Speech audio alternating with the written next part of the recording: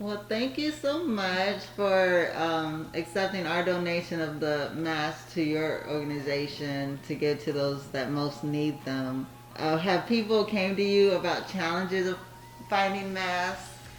No, when you all called, that was a real blessing because a lot of the folks that are being placed in employment now are essential frontline workers. And, some of them, their employers are really taking care of them, but not everyone has that luxury. And so these masks are going to be a real gift. We just got a couple of masks that one of my staff ordered over a month ago, and the 25 masks that you all are donating is going to go far for us, so we appreciate that. My name is Syretta Hill. I serve as the Executive Director for StepUp Durham. So StepUp Durham is an employment and training organization. Most of the individuals that we serve have challenges to employment. They may have gaps in employment because they were taking care of their loved one for an extended amount of time. They may be in recovery. They may be coming out of a shelter, domestic violence situation. Probably the largest population we serve are those that are justice involved. For StepUp Durham, and there are 4 StepUps. There's StepUp Ministry in Raleigh, there's StepUp Wilmington, there's StepUp Greensboro. For StepUp Durham, about 51% of those that we serve are justice involved, which means they have a criminal background. And how do you help them to be able to get jobs or housing? So there are a number of programs that we offer. The entry point for most people is our Jobs Week or Employment Week, which is a 28-hour training. It's a Tuesday through Friday, and the expectation is that you show up for each of those days and finish the assignments that are required of you. And then after you graduate, you have an employment counselor who walks with you. The goal is to have every graduate secure employment within 90 days of graduation. For StepUp Durham, I think right now it's approximately 39 days that people are securing employment. And our other goal is that people are in livable wage jobs. Now with COVID-19, even though people are continuing to secure employment, we've seen a drop in our wages. But in January, the average wage was about $14 an hour. And so that's our jobs week. And then we also have something called Step 2, which is for people that are working at least 25 hours a week. You don't have to go through Step Up to be eligible to go to Step 2. And if anyone is interested in Step 2, we're about to start a Step 2 class, I think May 5th. So Step 2 is a longer term curriculum focused on personal development, financial education, and career pathways. And every week, a family brings in $10, and then if they're unbanked, we get them set up with one of our banking partners, the Latino Credit Union.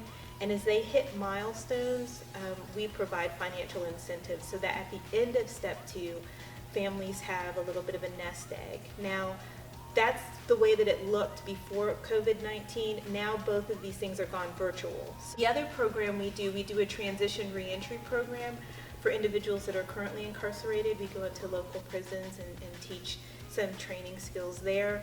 And then we have another program for folks that are harder to place in employment, and that's a bridge basically between our training and permanent employment. And we place people in some of our employers, because we recruit employers. So we have probably a good 30 or 40 employers that work with us. Even though 70% of the folks that we work with find their own job, about 30% kind of tap into our employer pipeline. And so some of these employers are willing to be sites for us where we put them, some of our graduates in for maybe a day or two, or even up to a couple of months if it's a more structured program, and then we pay them $13.50 an hour to work there. So how are you guys navigating with?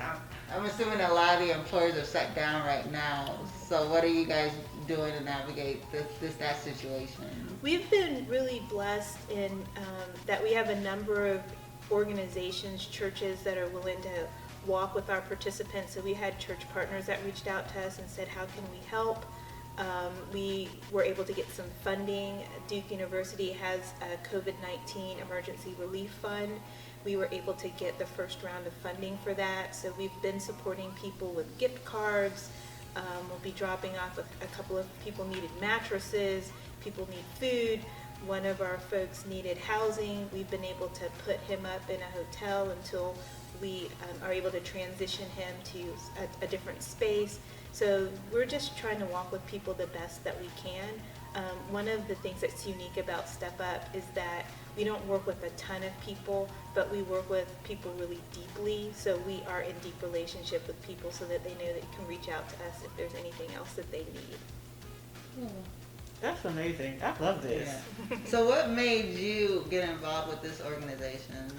Honestly, I just tell people that was a God thing, because I was working at a very large organization, an internationally known organization, and I had a great job and it was stable and wonderful, but you know, I was at a racial equity retreat, and the former CEO of StepUp was talking about how he wanted to create StepUp Durham. He wanted it to look different from the other StepUp sites, and that really resonated with me. He wanted a StepUp that was rooted in community and asset-based community development and had a racial equity lens, and all of those things really spoke to me. And so I left a great job and started to run StepUp, which has been a real gift. I'm really grateful for the team I have and the people that I get to serve. I never wanted to be an executive director, so that's why I said it was really a God thing that led me here.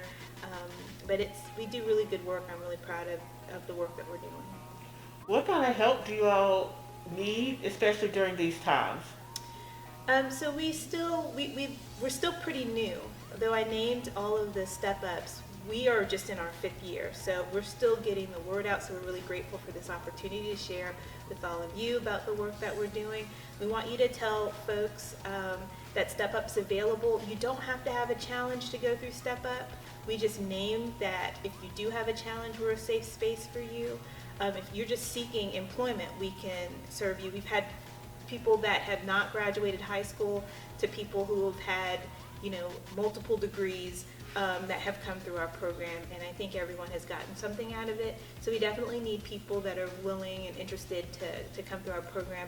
We need, during this pandemic, we still need interviewers, and so our interviews are going virtual. At the end of every jobs week, we do mock interviewing. So if you imagine a person, especially a person who's been formerly incarcerated, a lot of times when they go to an interview and start talking about that challenge to employment, it's very difficult for them, even if they were incarcerated a long time ago. So we need people who are willing to do interviews and give immediate feedback about what people can do better. And we always need folks who are willing to support our organization financially. We were really fortunate to be coming out of a fundraiser. Our goal was to raise $90,000. I think we technically ended the fundraiser on the 30th, and we're at about $88,000 of that $90,000 goal. That's awesome. You have been incarcerated. It can be difficult to see the light at the end of the tunnel, and you're ready to give up because you already have so many people waiting for you to fail or waiting for you to go back to jail. What is something encouraging that you tell them?